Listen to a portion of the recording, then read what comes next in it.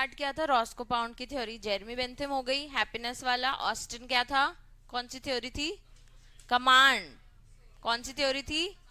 Salmon justice. Salmon justice. अगर उल्टा लिखा तो मार्क्स भी उल्टे हो जाएंगे, ठीक है, जीरो कर देंगे वो, तो याद रखना पड़ेगा। अभी क्लास में हम याद करके लिख रहे हैं, घर पे जिम्मेदारी तुम्हारी है उसको रिवाइज करने की, ठीक है। चलो, रॉस्को पाउंड का हमने ये कल पढ़ लिया था कि वो सोशल इंजीनियरिंग पे बात करता है, 3 टाइप के इंटरेस्ट पे बात करता है, individual, public interest, social interest पे बात करता है, और बैलेंस बनाना चाहता है इन कंपीटिंग इंटरेस्ट पे, ठीक है। अब हमको उसके क्रिटिसिज्म पढ़ने।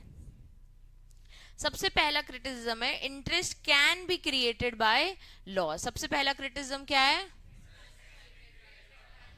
ठीक है, ऋषिका पढ़ना, स्क्रीन में क्या लिखा है?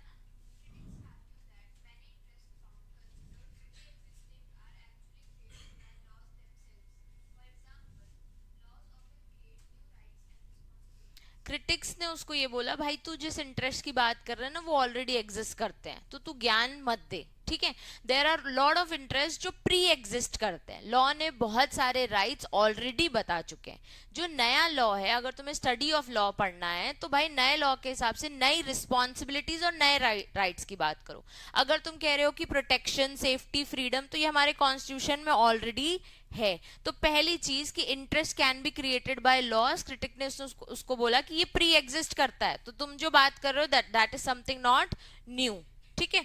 Next, lack of criteria for measuring interest. अब उसने इंटरेस्ट मेजर करने का क्राइटेरिया बताया नहीं। जैसे हैप्पीनेस मेजर करने का क्राइटेरिया नहीं था, वैसे इंटरेस्ट मेजर करने का भी क्राइटेरिया नहीं है। कंचन वहां से रीड करना।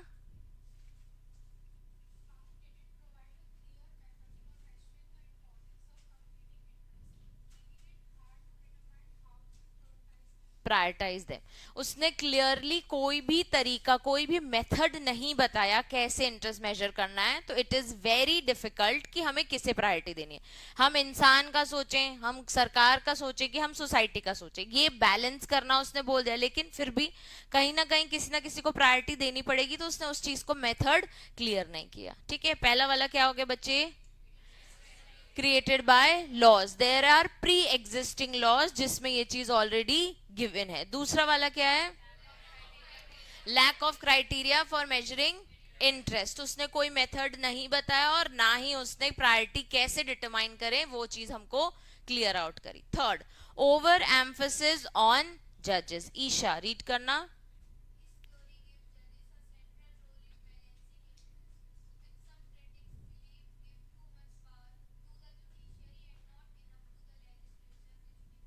अब उसने एक पॉइंट बोला था कि जजेस फिक्स प्रिंसिपल्स पे ना जाएं, अपने अपना ओपिनियन ना दे, हमेशा क्या करें? फिक्स प्रिंसिपल्स पे जजमेंट दे। एक उसका ये भी पॉइंट था, ठीक है। जजेस विदाउट लॉ भी उसने एक चीज, ये चीज बोली थी। तो इसने बहुत ज्यादा पार किसको दे दिया है? जुडिशरी को। तो वो कह रहे हैं कि भाई तुझे बैलेंस करना है इंटरेस्ट में, पर तू जजेस को बहुत ओवर पार कर रहा है, तो वो चीज हमको नहीं चाहिए। उनने उसको उस चीज पे टोका कि तुमने बहुत ज्यादा ओवर पार दे दिया है। क्लियर है? ठीक है। उसने जजेस को बोल दिया कि तुम जो बोल रहे हो, तुम्हारा एक सेंट्रल रोल है, तुम्हारे पास एक सुपरवाइजरी पावर है, तुम सुप्रीम हो, और तुमने जो बोल दिया वो लॉ बन जाएगा। इस चीज को उसने ओवर एम्फोसाइज किया। हाँ, जजेस लॉ देते हैं, पर इतना भी ओवर नहीं करना। इस तरीके से लोगों ने उसको क्रिटिसाइज किया। पहला वाला क्या है? Interest can be created by laws. दूसरा वाला, lack of criteria for measuring the interest. Third वाला, ओवर एम्फोसिस ऑन जजेस। अब Aarjav, distinction between public and social interest.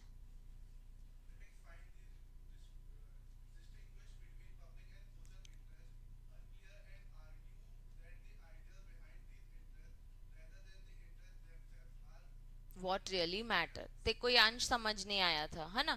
Clearly लिखा है कि उसने 3 टाइप के इंटरेस्ट बताए, लेकिन जब पब्लिक और सोशल की बात हो रही है, पब्लिक में मैंने तुमको क्या वर्ड याद कराया था? गवर्नमेंट, स्टेट, ठीक है। और सोशल में सोसाइटी। उसने बोला कि यार तुम कह रहे हो उसमें भी कि सोशल इंटीग्रिटी मेंटेन होनी चाहिए, और नीचे भी तुम सोसाइटी की बात कर रहे हो, तो ये दो चीजों के इंटरेस्ट को तुमने थोड़ा सा अनक्लियर रखा है।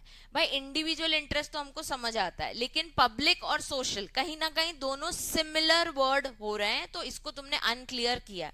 तुम्हें पब्लिक की जगह पे या तो गवर्नमेंट मेंशन कर देना था क्लियरली कि भाई उनकी इज्जत मान, उनकी इंटीग्रिटी ही मेंटेन करनी है, और सोशल वाले में तुमको कुछ और वर्ड दे देना था। तो तुमने जो ये दोनों को इंटरेस्ट बात की है वो तुमने अनक्लियर रखा है। क्लियरली क्रिटिक्स ने उसको बोला कि देख तो डिस्टिंक्शन बहुत अनक्लियर है, हम बिल्कुल नहीं समझ पा रहे हैं कि पब्लिक कौन है और सोसाइटी कौन है। दूसरा आर्ग्यू किया कि आइडियल इंटरेस्ट क्या है इनके पीछे, दोनों में तुमने सेफ्टी, इंटीग्रिटी, प्रोटेक्शन, फ्रीडम इनकी बात की है। तो main highlight of the interest क्या है, क्यों इनकी सेफ्टी और प्रोटेक्शन की बात तुम कर रहे हो, इनके लिए मैं क्या और लॉज ला सकता हूं, ठीक है। और उसने बोल दिया कि क्या रियली मैटर करता है, अगेन कि तुम प्रायोरिटाइज नहीं कर पाए कि उनका कौन सा इंटरेस्ट को हमें आइडियल इंटरेस्ट बनाना है। क्लियर है सबको? फर्स्ट वाला क्या हो गया, एक बार फिर से, interest can be created by law. दूसरा वाला, lack of criteria for measuring interest. Third वाला, ओवर एम्फसाइजेस ऑन जजेस। उसके बाद, distinction between social and public interest are unclear। ठीक है। लास्ट वाला Shreya, recognition of new interest।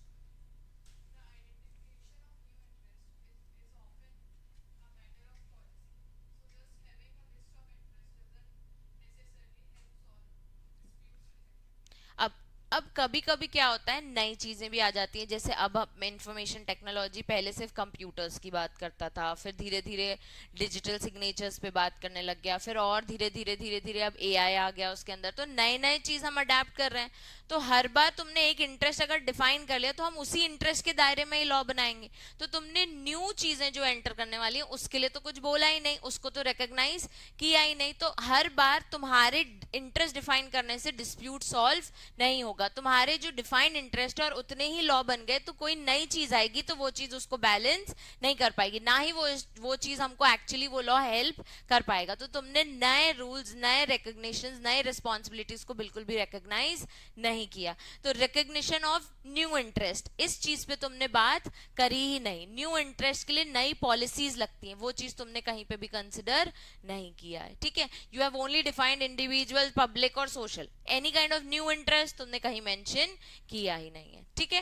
First वाला क्या हो गया, interest can be created by laws. दूसरा वाला, lack of criteria for measuring interest. Third वाला, ओवर एम्फसाइज ऑन जजेस। उसके बाद, distinction between public and social interest. और लास्ट वाला, रिकॉग्निशन ऑफ न्यू इंटरेस्ट। ये इसने दिया ही नहीं। एक बार अपन सोशल इंजीनियरिंग वाला पूरा रिवाइज करते। चलो, रॉस्को पाउंड कहां से आया था, अमेरिका। याद कर लो, अभी बुक बंद करके लिखने बोलूंगी। ठीक है। चलो, रॉस्को पाउंड कहां से आया था, रॉस्को पाउंड कहां से आया था, American legal.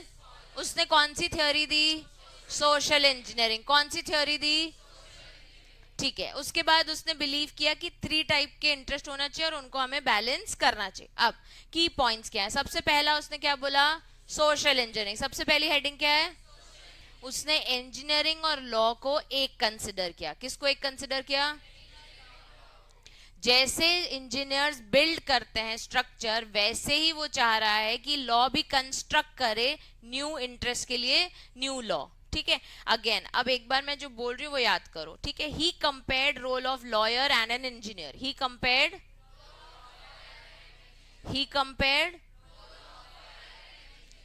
Just as engineer build structures, lawyer should help construct a society. Lawyer should help construct a where their wants and needs are satisfied. Where, ठीक है। एक बार हिंदी में सुन लो, सोशल इंजीनियरिंग हेडिंग है, उसने एक लॉयर और इंजीनियर को compare किया। उसने बोला कि जैसे एक इंजीनियर बिल्डिंग स्ट्रक्चर करता है, वैसे ही लॉ को बेसिकली लॉयर को एक लॉ कंस्ट्रक्ट करना चाहिए जिससे सोसाइटी के वांट्स और नीड्स सेटिस्फाई हो सके। इतना क्लियर है। इसके बाद 3 इंटरेस्ट पे बात करनी है। सबसे पहला इंटरेस्ट क्या है बच्चे, इंडिविजुअल इंटरेस्ट। सबसे पहला इंटरेस्ट क्या है, इंडिविजुअल इंटरेस्ट। तो पर्सनल क्लेम्स एंड डिमांड्स, मतलब बोलो, personal of individual life, personal claims and demands of अब इसमें हमें 3 पॉइंट्स याद करने हैं, ठीक है? पर्सनालिटी, डोमेस्टिक रिलेशन और प्रॉपर्टी। कौन कौन से? अब उसके बाद आ जाते हैं पब्लिक सेफ्टी, उसके बाद आ जाते हैं पब्लिक इंटरेस्ट, उस पे आ जाते हैं public interest. Public interest relate to political life of society. Public interest relates to, इसमें दो इंटरेस्ट की बात हो रही है, 2 पॉइंट्स की बात हो रही है। पहला स्टेट इंटीग्रिटी और दूसरा सोशल गार्डियन। पहला वाला स्टेट इंटीग्रिटी मतलब वही उनकी उनका प्रोटेक्शन, उनकी इज्जत मान, ऑनेस्टी, और उसके बाद फिर responsibility toward welfare of public, ठीक है? अब आ जाते हैं थर्ड इंटरेस्ट, कौन सा है? Social interest. थर्ड इंटरेस्ट कौन सा है? इसमें 5 पॉइंट्स है। पहला वाला जनरल सिक्योरिटी, फिर इंस्टीट्यूशनल सिक्योरिटी, फिर पब्लिक मोरालिटी, फिर रिसोर्स कंजर्वेशन, फिर प्रोग्रेस और इंडिविजुअल लाइफ। उसके बाद उसने बोल दिया balance between interest, competing interest. तो ये जो तीनों इंटरेस्ट है उसके बीच में क्या होना चाहिए? बैलेंस। और उसके बाद अभी हमने क्रिटिसिज्म याद किया। 2 मिनट दे रही हूँ, एक बार रीड करो, फिर अब भी लिखना है। हाँ, पूरा एवरीथिंग, रॉस्को पाउंड की थ्योरी। मैं क्वेश्चन दूंगी तुमको, अभी लिखना है।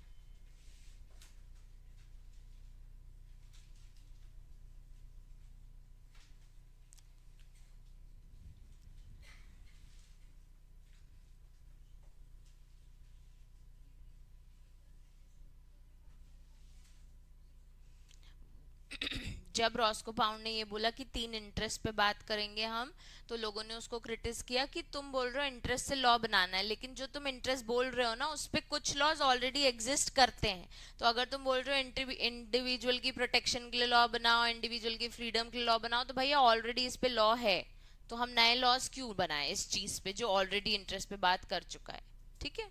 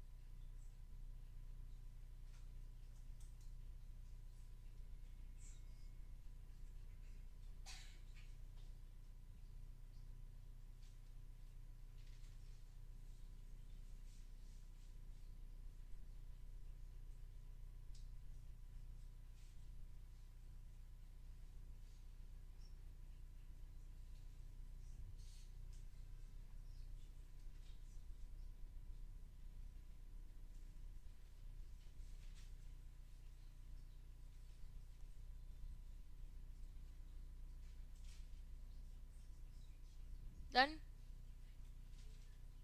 क्यों घर से नहीं पढ़ के आया सिद्धार्थ? लिखने दिया था तो सिर्फ क्रिटिसिज्म अभी याद करना पड़ेगा ना? क्यों पढ़ूंगा मैं घर पे? मेरा इंस्टाग्राम कौन चलाएगा फिर?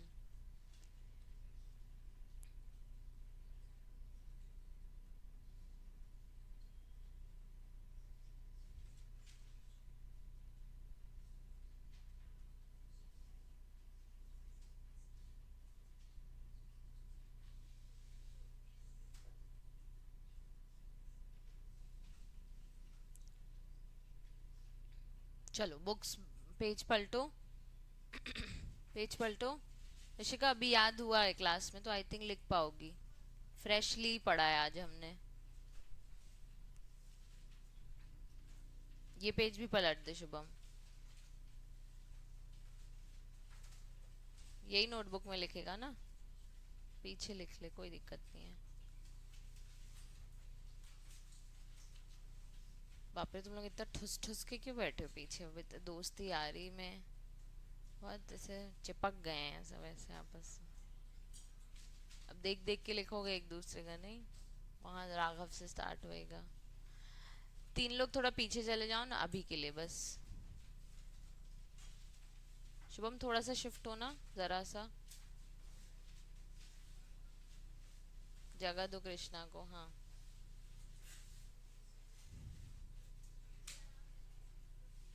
चलो क्वेश्चन लिखो। सबकी बुक बंद है ना साक्षी?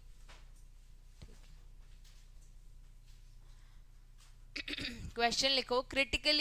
Critically examine, critically examine, critically examine, भाई वो लिख नहीं पा रहा है। critical examine theory of, theory of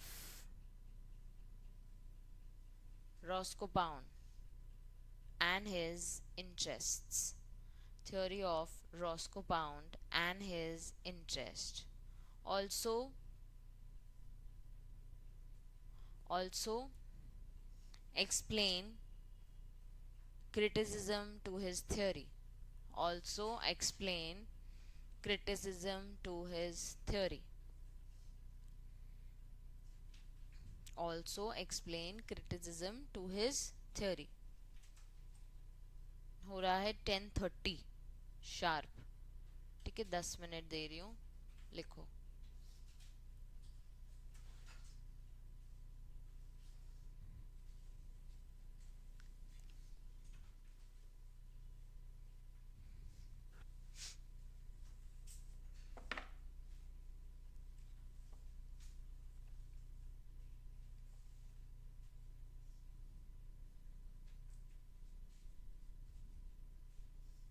क्यों रो रहा है आदि?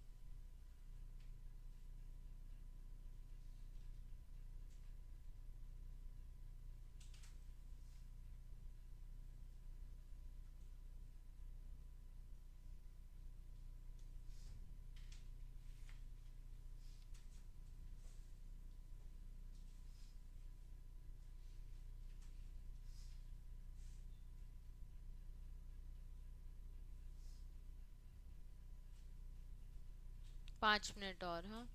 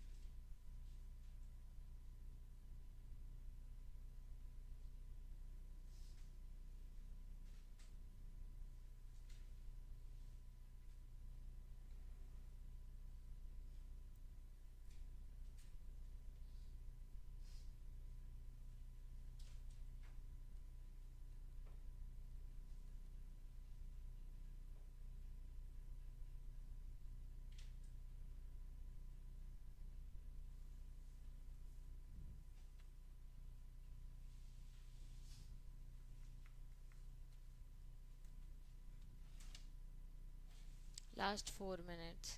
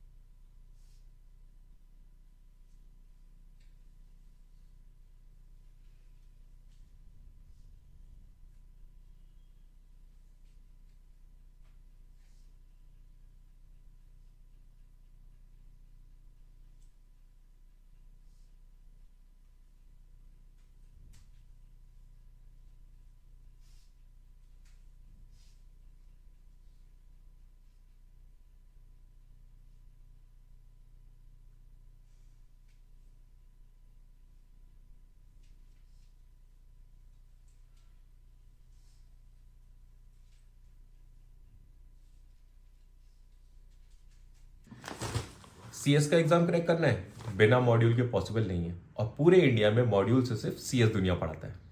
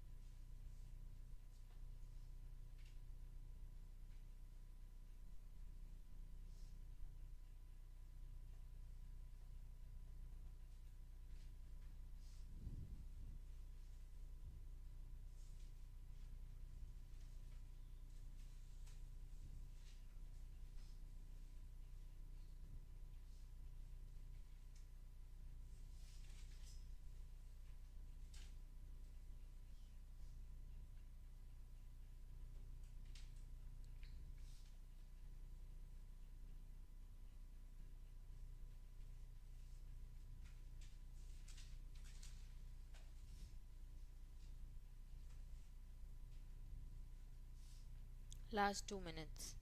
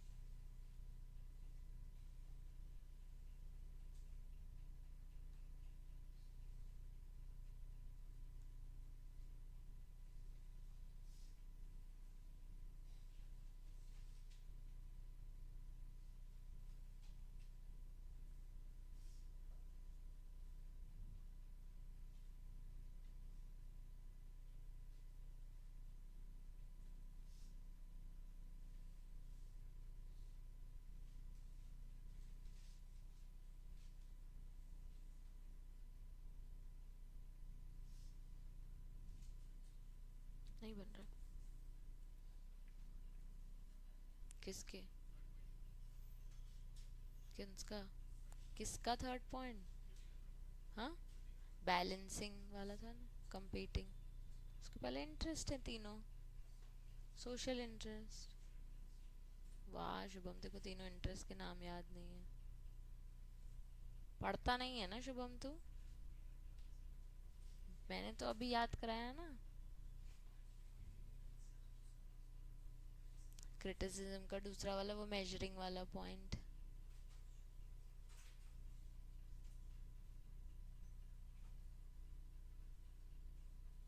कहाँ पे अटका है वो तो बता।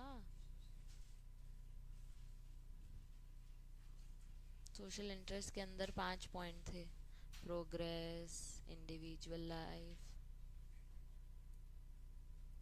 नहीं, सोशल इंटरेस्ट में इंडिविजुअल लाइफ। हाँ, इंडिविजुअल इंटरेस्ट नहीं है। प्रोग्रेस है, कंजर्वेशन है।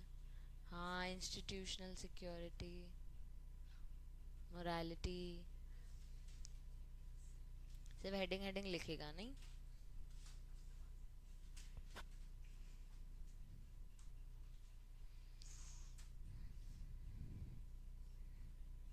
चलो टाइम हो गया। 1 मिनट तो और नहीं दे पाऊंगी यार मैं, 1 मिनट तो बहुत होता है। श्रेया का तो हो गया होगा।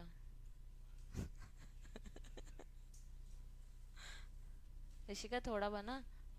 क्यों नहीं आ रहे थे? मैं एग्जाम कैसे गए? अभी और बचे हैं। प्रवेश तो महीना नहीं आएगा क्या पूरा? बाप रे, फिर रिजल्ट आ जाएगा उसका। कितना डर लगता होगा ना तुम लोगों को, हाँ ना।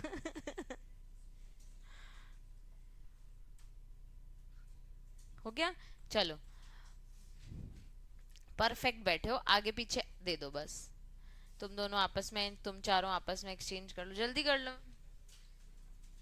डिम्पल पीछे दो। सिद्धार्थ तो वैसे ही मार्क्स नहीं देता किसी को। सिद्धार्थ थोड़ा ढंग से चेक करना, हाँ। डिम्पल को दो। आगे पीछे आगे पीछे आगे पीछे। ईशा को दे दो। कुशाग्र का अंश के पास दिया नोटबुक राघव को। All done. चलो, पूरा पूरा जो हमने याद किया था हमको वही वही चेक करना है, ठीक है। किस किस ने लिखा कि वो अमेरिकन लीगल स्कॉलर है, बस इसे टिक कर दो। फिर लिखा कि सोशल इंजीनियरिंग उसकी थ्योरी है। उसने 3 टाइप के इंटरेस्ट बताया। अब मेरी एक बात सुनो, अगर उसने इंडिविजुअल इंटरेस्ट को ऐसे छोटे 3 लाइन में एक्सप्लेन किया है, लेकिन ढंग से, सोशल, इंडिविजुअल और पब्लिक इंटरेस्ट को अगर ढंग से 3 लाइन के पैराग्राफ में बताया, सिर्फ पॉइंट्स पॉइंट्स लिखे हैं तो मार्क्स काट देना, मतलब सिर्फ हेडिंग हेडिंग हेडिंग हेडिंग लिखी है तो। अगर उसने ऐसा बताया है कि इंडिविजुअल इंटरेस्ट मतलब इंडिविजुअल की सेफ्टी, पर फ्रीडम, प्रोटेक्शन, कॉमा कर करके ऐसे ग्रामर बनाई है, तो फिर भी मार्क्स हम दे सकते हैं, खुश हो जाएगा चेकर। लेकिन अगर उसने इंडिविजुअल इंटरेस्ट और सिर्फ हेडिंग हेडिंग और पूरा ब्लैंक छोड़ा है तो मार्क्स काट देना। समझ गए हो मैं क्या बोल रही हूँ? हाँ, गोल्डी मार्क्स काट दे, कोई दिक्कत नहीं है।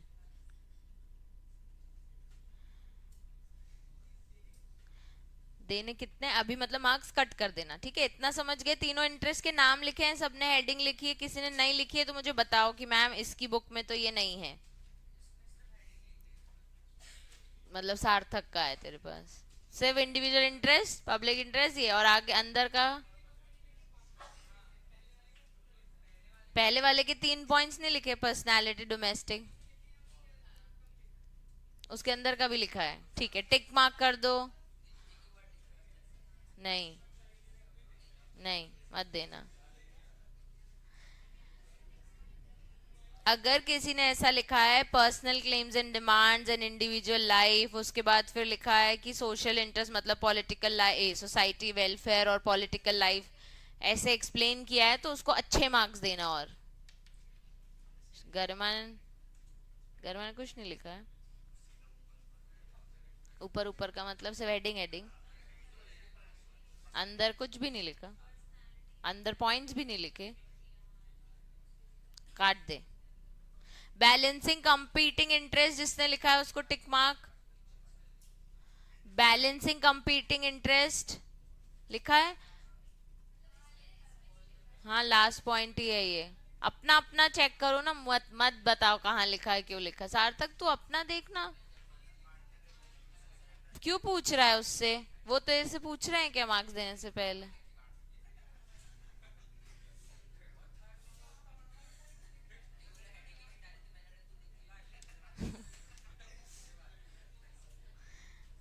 घर में इन लोगों ने लिखा है कुछ की नहीं? ठीक है, क्रिटिसिज्म में आ जाओ। अब जिसने, जैसे मैंने बोला, ऊपर का ढंग से लिखा है तो उसको 2 या 2.5, और अगर खाली खाली छोड़ा है तो सिर्फ 1 पॉइंट दे देना, 1 मार्क।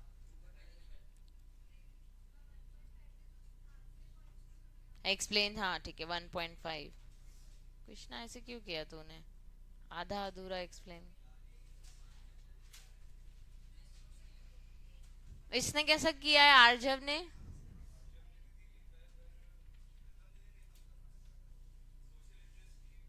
अगर तू 10 मिनट में एक आंसर नहीं लिख पाया तो तेरा पेपर में 30 नंबर का छूट जाएगा, और 30 नंबर का छूटा तो वो वैसे ही तेरे को मार्क्स नहीं देंगे, वो देखेंगे अरे 30 का अटेम्प्ट ही नहीं किया, इस पेपर को हटाओ।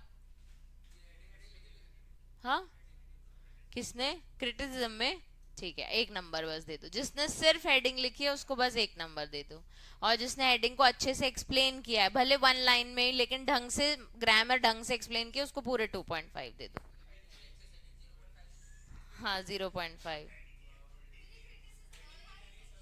तो 0। सब हेडिंग क्या है? सब हेडिंग थी ही नहीं, सीधे 1 1 पॉइंट में एक्सप्लेन किया है, लेकिन ढंग से एक्सप्लेन किया है। पहला पॉइंट रीड कर बेटा। क्रिटिसिज्म में इंडिविजुअल इंटरेस्ट का पॉइंट लिखा है, मैं क्रिटिसिज्म की बात कर रही हूँ। सिर्फ ओनली हेडिंग है, 1 पॉइंट। हेडिंग चेक करो लेकिन कि सही दी है कि नहीं, ये लिखी है स्क्रीन में। ये पूरी पांचों हेडिंग है, ढंग से एक्सप्लेनेशन है तो पॉइंट देना। इन लोगों ने किया एक्सप्लेन, सौम्या ने? अच्छा, आपस में एक्सचेंज कर लिया, आगे पीछे नहीं किया? क्यों? लिखा है सौम्या ने? क्यों?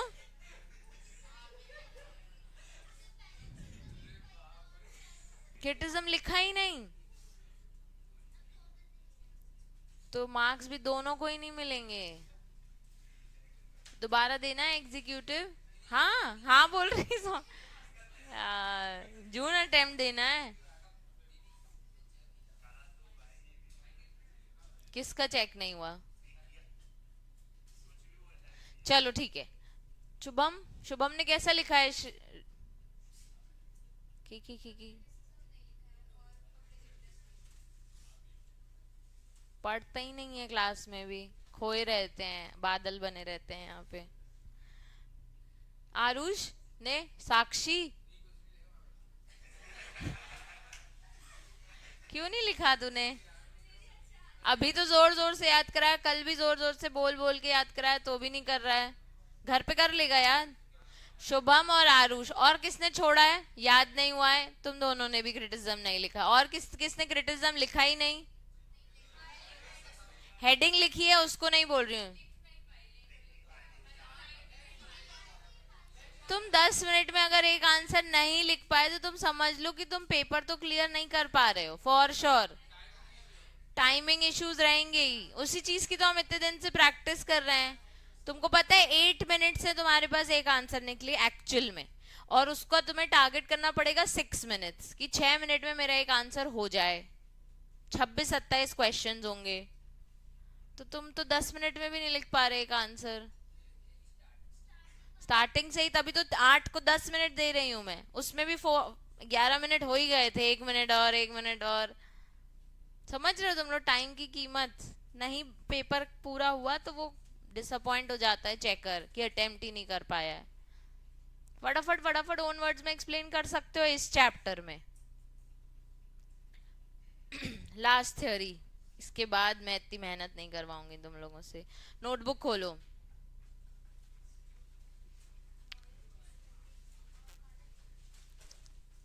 स्पेलिंग में तो और 0 दे दिया कर, विद स्कूल लिख दिया कर वहां पे, जहां स्पेलिंग गड़बड़ हो वैसे करके विद स्कूल।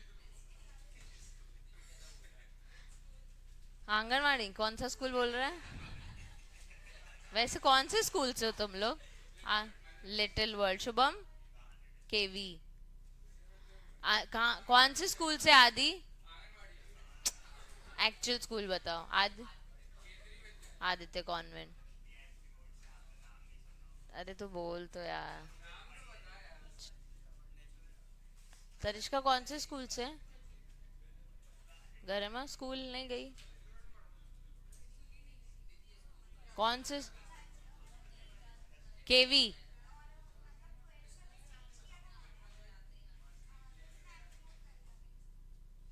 स्कूल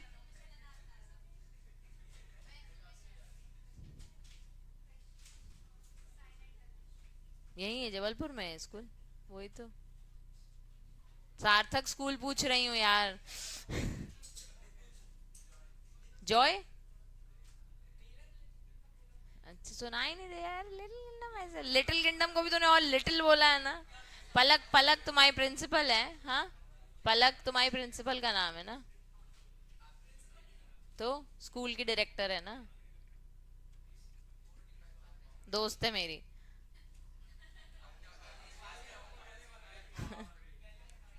क्या? Mount Litera. Motor? Modern high, हाँ। मॉडल है, मॉडर्न मॉडर्न मॉडर्न। समझ ही नहीं आ रहा क्या? क्यों?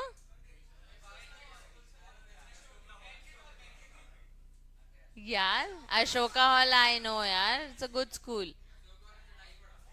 आर्जव भी वहीं से, इधर ये अंश भी वहीं से, अशोका हॉल से। Mount Litera. एमएम इंटर कैसा स्कूल है?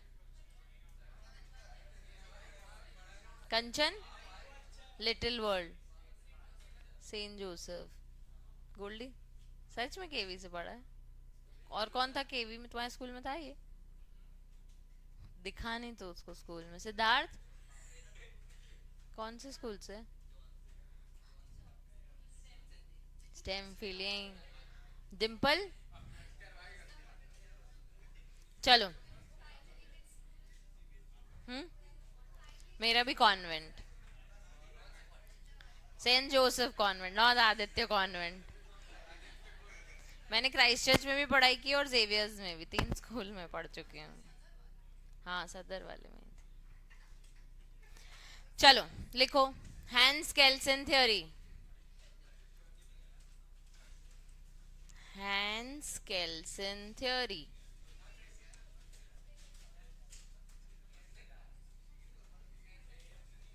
लिख लिया? हेडिंग लिखो HANS। सबके स्कूल के नाम सुन लिया ना तो मुझे घबराहट हो रही है। केल्सन, KELSEN।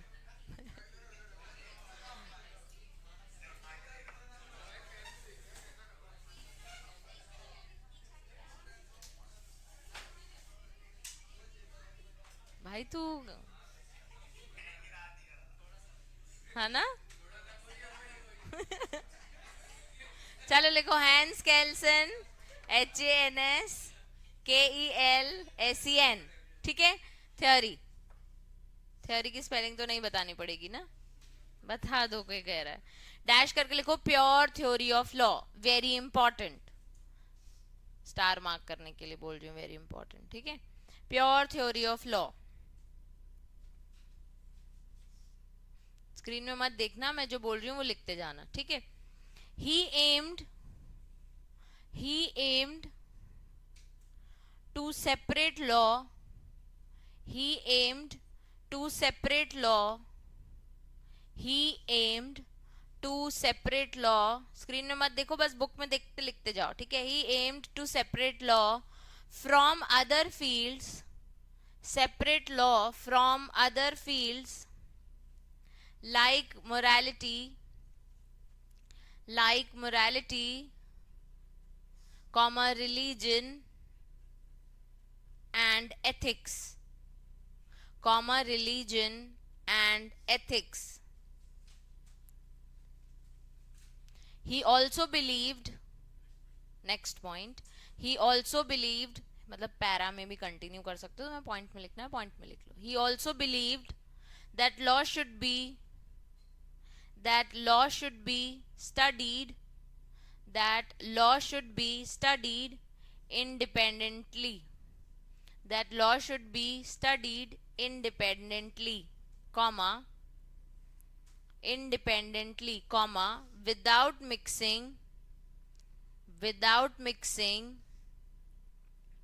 it with, without mixing it with moral judgments, moral judgments.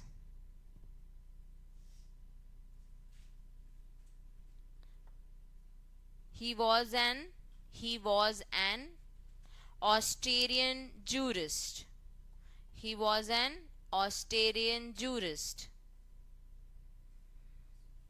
Austrian, Austrian, Austrian jurist. इतना लिख लिया. First heading, law as a normative science, law as a normative science.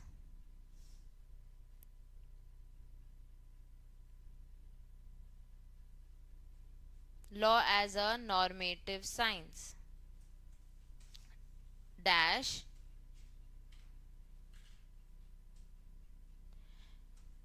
dash, it is based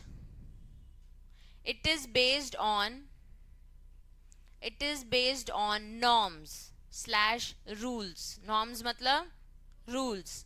It is based on norms slash rules that tell people, it is based on norms slash rules that tell people how they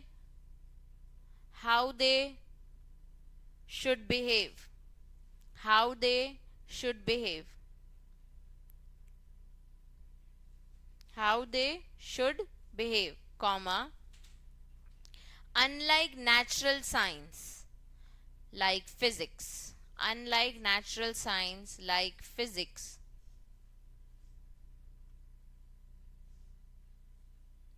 which are based on cause and effect, which are based on cause and effect.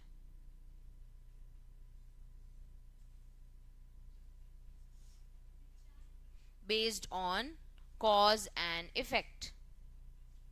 अब जहां तुमने ये लिखा है ना, वहां मुझे normative science का एक छोटा मीनिंग लिखवाना है, तो तुम उसके एरो बना के लिख लो या नीचे एक पॉइंट बना के लिख लो, बस तुम्हारी अंडरस्टैंडिंग के लिए लिखना है. तो तुम्हें जहां लिखना है ये तुम्हारी अंडरस्टैंड आंसर का पार्ट नहीं है, ठीक है.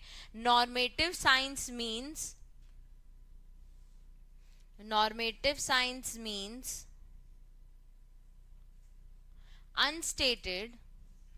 unstated preference, unstated preference, comma, goals,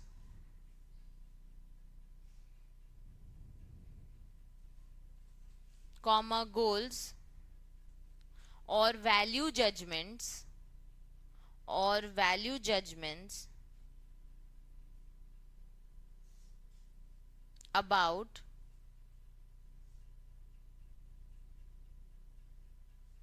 what ought to be, bracket में निकला क्या होना था, what ought to be, क्या होना था, rather than describing what it is, rather than describing what it is.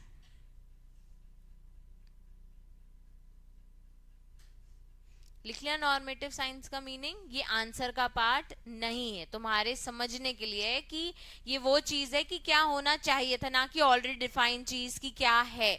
तो फिजिक्स जैसे डिफाइंड है ऑलरेडी, लेकिन उसने बोला लॉ नॉर्मेटिव साइंस है जिसमें हम नई चीजें इंक्लूड कर सकते हैं, नए जजमेंट्स ला सकते हैं, नए गोल्स बना सकते हैं, नई तरीके से उसे डिस्क्राइब कर सकते हैं. ये किसने बोला? हेंस केल्सन ने. हेंस केल्सन के साथ एक वर्ड याद कर लो, नॉर्म्स. क्या वर्ड याद कर लोगे? नॉर्म्स. उसका कहने का मतलब है लॉ मतलब नए रूल्स बनाओ, लॉ मतलब नए रूल्स बनाओ, न्यू नॉर्म्स. हर तरीके को उसने क्या बोल दिया? नॉर्म्स. अब उसने लॉ को भी एक टर्म में बोल दिया, नॉर्मेटिव साइंस. क्या टर्म में बोल दिया? Normative science. नॉर्मेटिव साइंस मतलब वो चीज जो स्ट्रिक्टली डिफाइंड है वो नहीं, वो चीज जो हम नया कुछ बता सकते हैं, दैट इज नॉर्मेटिव साइंस. अब इसका जो तुमने पॉइंट लिख लिया था, law as a normative science, उसी में एक और पॉइंट लिखो. The main idea of his theory, the main idea of his theory, हाँ, the main idea of his theory, ये अब तुम्हारे आंसर का पार्ट है सिद्धार्थ, ठीक है. The main idea of his theory is that law consist of norms, law consist of norms, comma, if they are violated, if they are violated, if they are violated, they will be backed by sanction. If they are violated, they will be backed by sanction. Sanction मतलब punishment. Good. Next point लिखो. Next point लिखो. Separation of law from morality. Separation of law from morality. Separation of law from morality. Separation of law from morality. इसके अंदर लिखो. Kelsen made a clear distinction.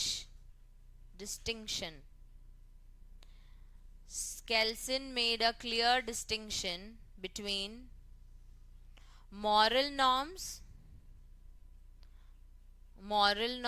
Bracket में लिखना what is right, what is wrong, moral norms, what is right, what is wrong in bracket,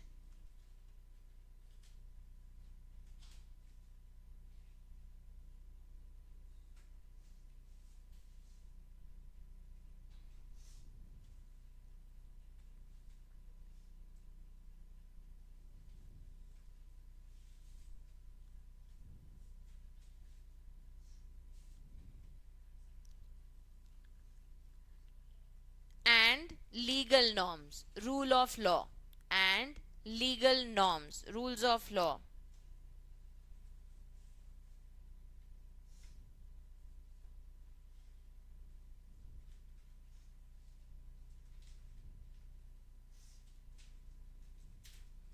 ठीक है. Next point लिखो. Hierarchy of norms, hierarchy, HIERARCHY, hierarchy of norms, hierarchy of norms, and the grand norm, GRUND, grand norm.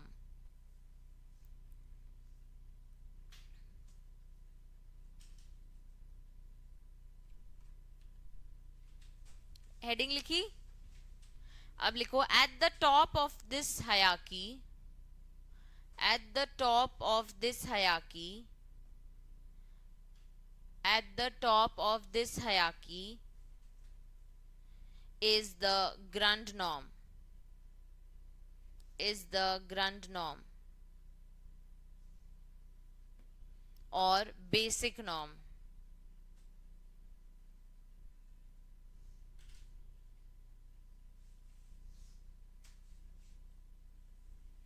Is the grand norm or basic norm, comma, which gives validity, which gives validity to all other laws in the system, which gives validity to all other laws in the system.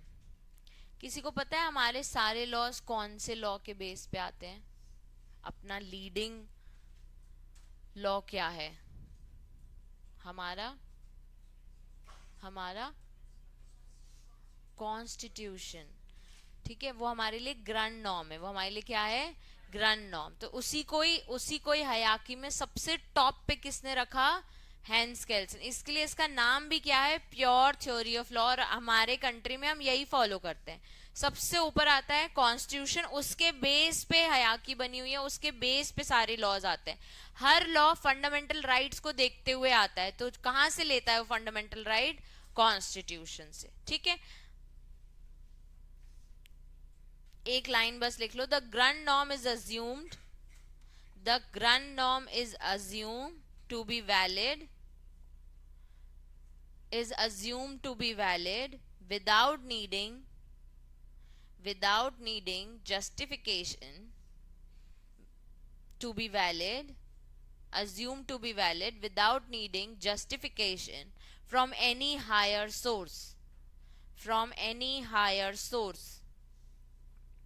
Example, Constitution.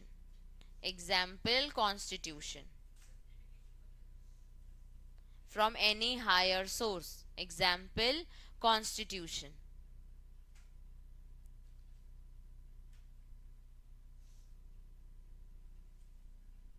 Last point लिखो, validity of laws.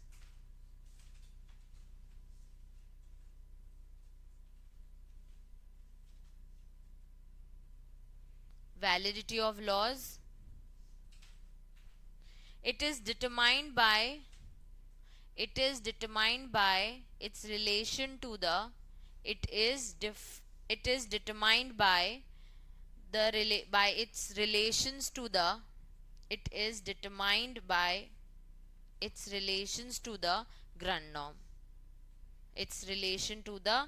Grund norm. Full stop. A law is valid if it follows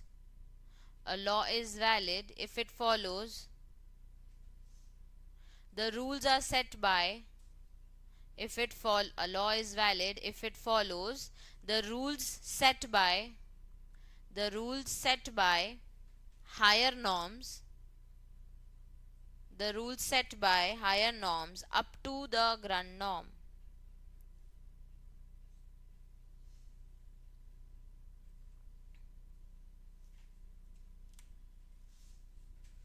लिख लिया. अब heading डालो criticism.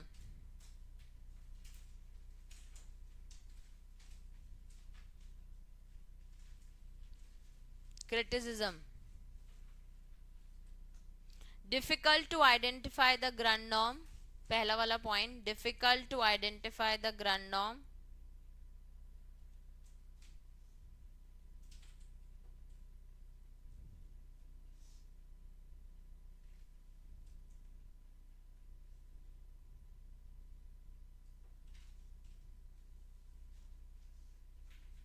Difficult to identify the Grund norm. Dash करके लिखो. Critics argue that it is not always easy to trace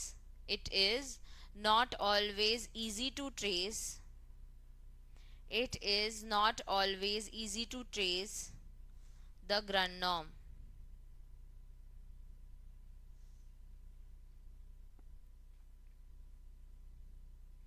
Full stop. He did not provide a clear way to measure the Grund norm.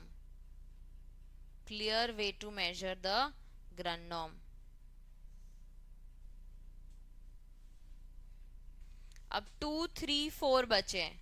2, 3, 4 photo खींचो.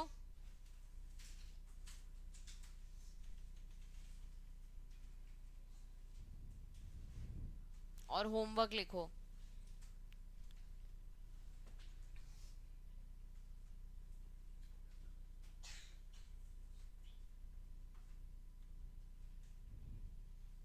केल्सन ने एक ही चीज पे बात की है, वो है नॉर्म्स. होमवर्क है तुमको पुरानी सारी थ्योरीज याद होनी चाहिए. Jeremy Bentham, Austin, salmon, Roscoe pound और हेंस केल्सन तक, फर्स्ट क्रिटिसिज्म तक. बाकी 2, 3, 4, 5 लिखे होने चाहिए. 2, 3, 4 लिखे होने चाहिए नोटबुक में. और याद कितने होने चाहिए? 5 थ्योरीज. ठीक है, लिख लो होमवर्क. ग्रुप में लिख देना ना Aryan. Learn all 5 theories and write criticism and come.